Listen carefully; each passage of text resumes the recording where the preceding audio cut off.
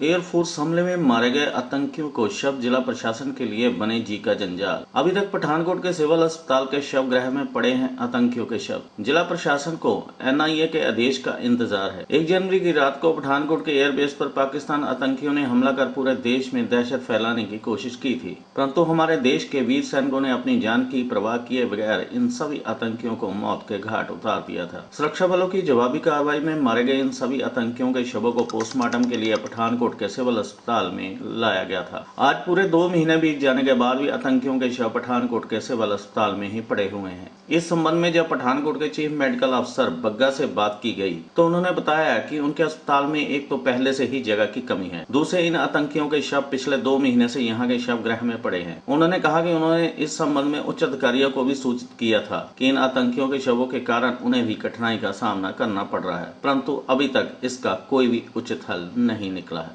आतंकवादी हमले के समय 4 आतंकवादियों की मृतक देह सिविल अस्पताल पठानकोट के मॉर्चरी विभाग में पड़ी है।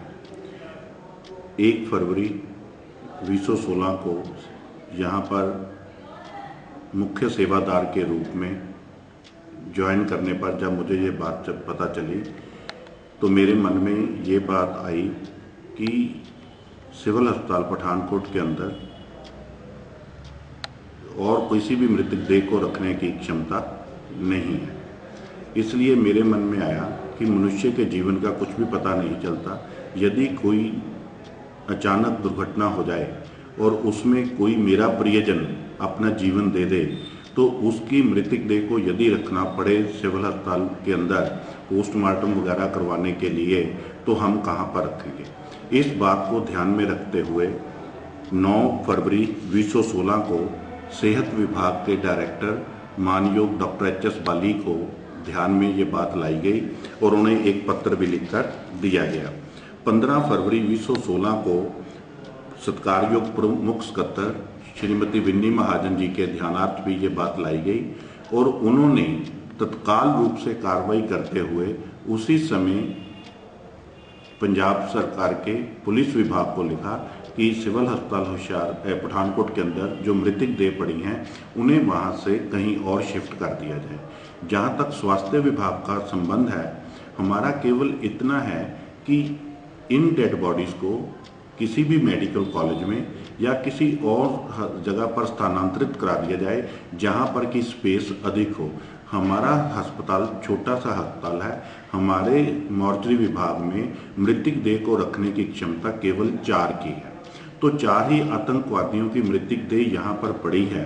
तो उससे यदि कोई दुर्घटना किसी समय हमारे किसी प्रियजन के साथ हो जाए पठानकोट के अंदर तो हम उनकी मृतक देह को कहाँ पर रखेंगे।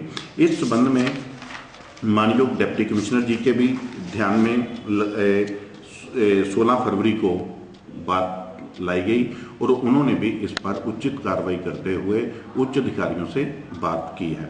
हमारा मॉर्चरी विभाग में जगह हो जिसमें यदि कोई दुर्घटना हो जाए तो हम किसी मृतक देह को रख सकें। सिविल सर्जन की तरफ से एक लेटर आई थी, उसको मैंने जो है एसएसपी साहब को मार्क किया था और कहा था, वर्बली भी डायरेक्शन दिया है कि जो है उसकी जो है एसओपी पता की जाए कि कैसे इसको हटाया जाता है। एनआईए के साथ वो टच में हैं और अभी उसको जो है उनका जो है प्रोसीजर जो है, क्योंकि पहली बार घटना हुई है यहाँ पे, मतलब एक तरह से कह सकते हैं कि जिसको सेंटर ने हैंडल किया है तो उनका प्रोसीजर अलग होता है कुछ, तो वो प्रोसीजर पता करते हैं, क्योंकि बाकी जगह पे जहाँ पे इस तरह की घटना हुई है तो वहाँ पे डेड बॉडी के साथ वो क्या करते हैं, तो वो अगर जैसे ही पता चलता है फिर हम उसको मूव कर देंगे उसके लिए, जैसा भी हमें मतलब आएगा ऊपर से इंस्ट्रक्शंस।